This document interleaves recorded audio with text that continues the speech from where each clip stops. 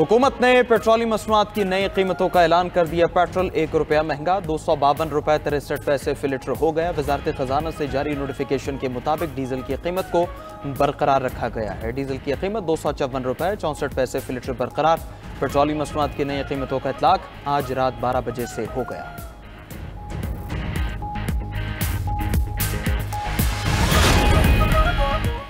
भारतीय chief of defence staff का भारतीय तैयारों की तबाही का एतराफ। बीजेपी के बाद भारतीय फौज भी जंगी जहाजों की तबाही का मान गई। ब्लूमबर्ग को इंटरव्यू में भारतीय chief of defence staff Anil Chauhan ने कहा कि पाकिस्तान ने भारतीय जंगी तैयारे गिराए हैं।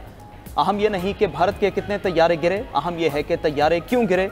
वो क्या टेक्निकल गलती थी जिसकी वजह से तैयारे गिरे? हमने गलती का पता लगाया और उसे ठीक कर दिया है। ब्लूमबर्ग को इंटरव्यू में भारतीय जनरल अनिल चौहान ने पाक फजाइया के हाथों तबाह होने वाले तैयारों की तादाद बताने से गुरेज किया। कहा कि 6 जहाज गिरने की बात दुरुस्त नहीं। फजाई लड़ाई में हमसे गलतियां हुई। तनाज़ा एटमी जंग के करीब नहीं आया। कशीदगी के दौरान राबिता चैनल बहाल थे।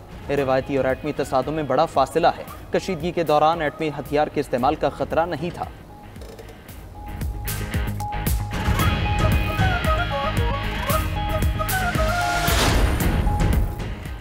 भारतीय चीफ ऑफ डिफेंस स्टाफ के बयान पर इंडिया में हंगामा। ऑपोजिशन जमात कांग्रेस ने दिफाई तैयारियों पर नजरसानी का मुतालबा कर दिया। कांग्रेस का कहना है कि जनरल अनिल चौहान के एतराफ़ के बाद सवालात पैदा हो गए। इन सवालात का जवाब जानना ज़रूरी है। कांग्रेस ने मोदी सरकार से फौरी तौर पर पार्लियामान का इजलास बुलाने का मुतालबा कर दिया। कांग्रेस के सदर मलिक अर्जुन खड़गे का कहना है कि मोदी हुकूमत कौम को गुमराह कर रही है। पाकिस्तान और भारत के दरमियान जंगबंदी के शराइत सामने लाई जाएं। नरेंद्र मोदी जवाब देने के बजाय इंतखाबी मुहिम में मसरूफ है।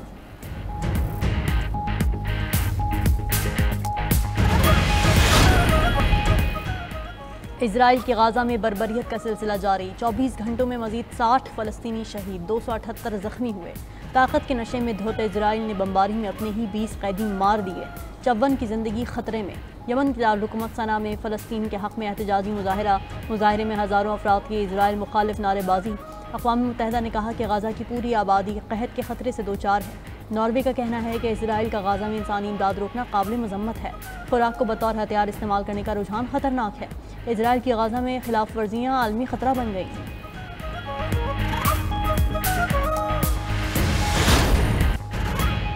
अरशद नदीम ने एशियन जेवलिन थ्रो टाइटल जीत लिया। कौमी हीरो ने एक और गोल्ड मेडल पाकिस्तान की झोली में डाल दिया। जनूबी कोरिया की सरजमीन पर पाकिस्तान का परचम बुलंद। अरशद नदीम ने 86.40 मीटर थ्रो करके गोल्ड मेडल जीता। 52 साल बाद पाकिस्तान को एशियन एथलेटिक्स में तलाई तमगा दिलाया। एशिया में 1971 के बाद पाकिस्तान ने पहला गोल्ड मेडल हासिल किया। इवेंट में भारत के सचिन यादव दूसरे नंबर पर रहे। कामयाबी के बाद अरशद नदीम ने सजदा शुक्र अदा किया। आंखें अश्कबार हो गईं। अरशद नदीम की जीत पर पूरी कौम खुशी से सरशार।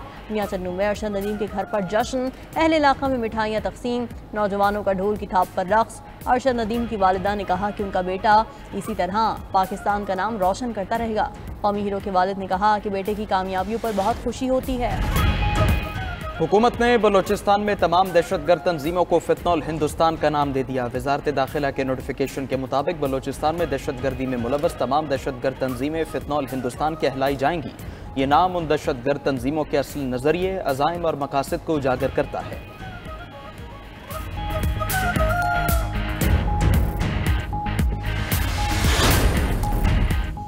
बुशरा बीबी के खिलाफ पटियाला जेल में तोशाखाना 2 रेफरेंस की समाअत के दौरान बुशरा बीबी का बतौर एहतजाज कमरा अदालत आने से इनकार। जेल हुकाम ने अदालत को बताया कि बुशरा बीबी का कहना है कि उनकी बानी PTI से मुलाकात नहीं करवाई गई, इसलिए वो एहतजाजन अदालत में पेश नहीं होंगी। अदालत ने केस की समाअत के दौरान 3.5 घंटे तक इंतजार किया। बुशरा बीबी की अदम दस्तयाबी पर 4 गवाहों के बयान रिकॉर्ड ना हो सके। जज का बुशरा बीबी के कमरे अदालत न आने पर बरहमी का इजहार। रिमार्क्स दिए कि मुलजमा को एक मौका दिया जा रहा है। मुलजमा आइंदा समाअत पर ना आई तो जमानत मनसूख कर सकते हैं। अदालत ने बुशरा बीबी को हाजिरी का मौका देते हुए समाअत 3 जून तक मुलतवी कर दी।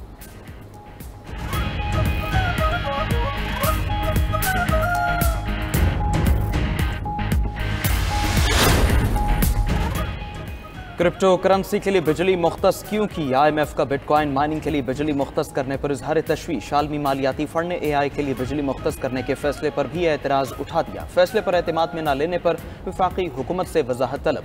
हुकूमती मुआशी टीम को बजट पर मुज़ाकरात के दौरान IMF के सख्त सवालात का सामना। IMF से बिटकॉइन माइनिंग के लिए बिजली मुख्तस करने पर वर्चुअल गुफ्तगू जारी। IMF ने मुतालबा किया है कर्ज प्रोग्राम में रहते हुए तमाम इक़दामात मुशावरत से किए जाएं। पाकिस्तान और IMF का तमाम मामलात पर वर्चुअल मुज़ाकरात जारी रखने पर इत्तिफाक।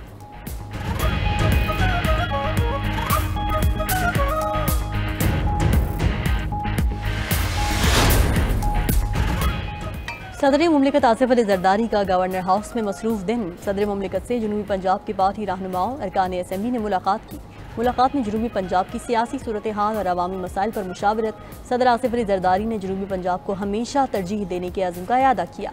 आइंदा इंतखाबात में अहल और मुतहर्रिक उम्मीदवार सामने लाने का ऐलान। पार्टी रहनुमाओं को तंजीमी ढांचे को मजबूत और अवामी राब्ता मुहिम तेज़ करने की हिदायत कर दी। सदर मुमलिकत ने कहा कि हर कारकुन पार्टी का सरमाया है, मकामी क़यादत को मुकम्मल सपोर्ट दी जाएगी।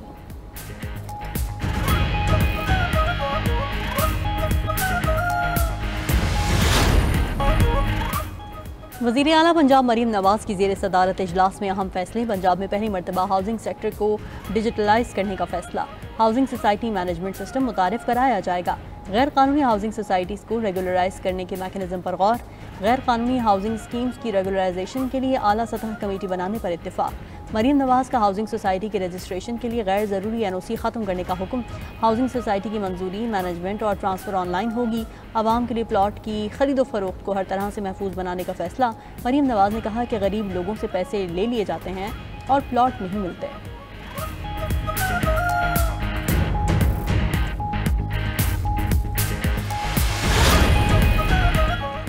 सियालकोट के हल्का PP 52 में आज ज़िमनी इलेक्शन का मैदान सज गया। नून लीग की हिना अरशद और PTI के निशात घुमन में कड़ा मुकाबला मुतवक्के। सुबह 8 बजे से शाम 5 बजे तक पोलिंग का अमल जारी रहेगा। तहसील म्यूनसिपल कॉरपोरेशन के दफ्तर को RO ऑफिस करार दिया गया। हल्के के 38 पोलिंग स्टेशन को हसास करार दिया गया है।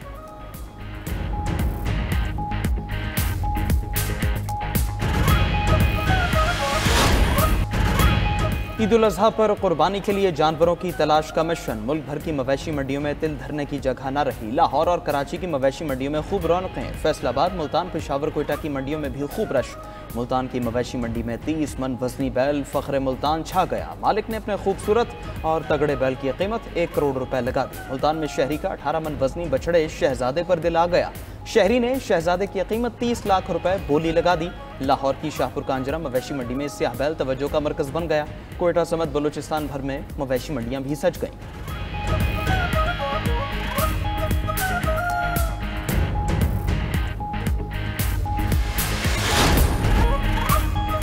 ईरान ने अफजोदा यूरेनियम की पैदावार में मजीद इजाफा कर दिया। आलमी जौहरी तवानाई एजेंसी का कहना है कि ईरान के पास 400 किलोग्राम से ज़्यादा 60% खालिस अफजोदा यूरेनियम मौजूद है। अगर यूरेनियम को मजीद बेहतर किया गया तो ये तकरीबन 10 जौहरी हथियार बनाने के लिए काफ़ी होगा। ईरान ने हथियार न बनाए तो वो इस सतह पर यूरेनियम पैदा करने वाली वाहिद गैर जौहरी रियासत बन जाएगी।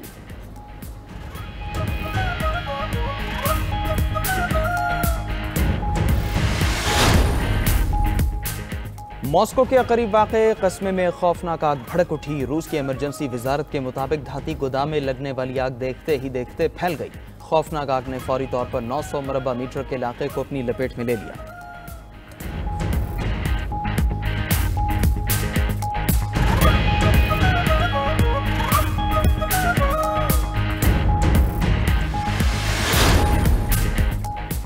जंगज़दा सूडान के नए वज़ीर आज़म कामिल इदरीस ने ओहदे का हलफ उठा लिया। मीडिया रिपोर्ट्स के मुताबिक सूडान के army chief Abdul Fattah Burhan ने नए वज़ीर आज़म को मुकर्रर किया। 2021 की बगावत के बाद सूडान में वज़ीर आज़म की ये पहली तकर्रुरी है।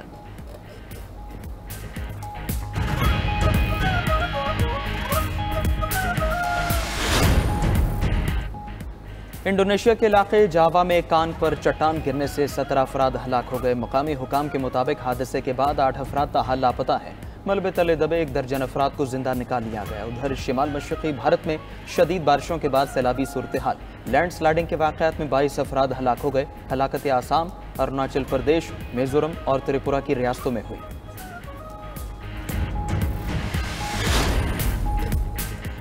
बरतानिया में डिस्पोजेबल वेप्स पर पाबंदी आए। पाबंदी का मकसद बच्चों की सेहत की हिफाजत और माहौलियाती नुकसान को रोकना है।